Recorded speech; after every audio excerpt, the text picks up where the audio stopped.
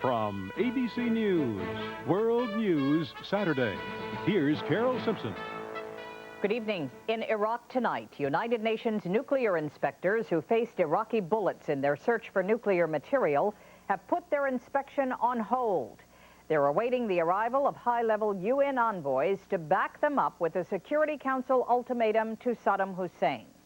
Perhaps more important to Saddam will be the veiled threat issued today from President Bush, who condemned the Iraqi leader and said the U.S. and its allies still have the authority to use military force to bring Saddam into line. Here's White House correspondent Britt Hume. The theme of the president's long June weekend seems to have become suddenly last summer. Once again, Mr. Bush is out on the ocean, but with his mind at least partly on the Gulf.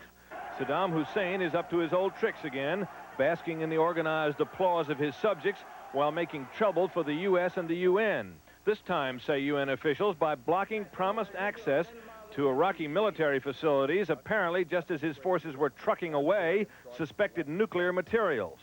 Two team members were able to photograph from a public highway at a very close range the convoy and the contents of the convoy, I should add.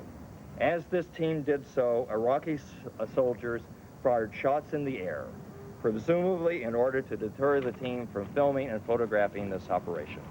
Mr. Bush denounced the incident in language similar to his early comments on the invasion of Kuwait, and he made clear he's not impressed with Saddam's subsequent claim that UN inspectors will now be admitted. He must comply with the United Nations resolution.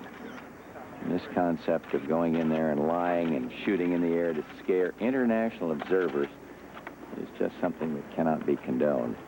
Now, he did make some statement today, but we've heard that before. The president wouldn't say what the U.S. might do, but it was clear the situation reminds him, too, of the early stages of the Kuwait invasion.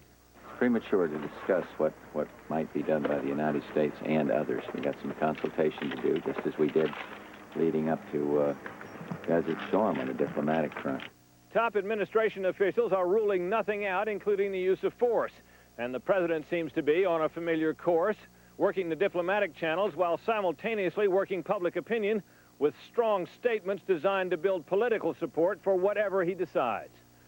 Britt Hume, ABC News, Kennebunkport, Maine. Former President Reagan is hoping to dispel persistent allegations that his 1980 campaign interfered with the release of American hostages in Iran.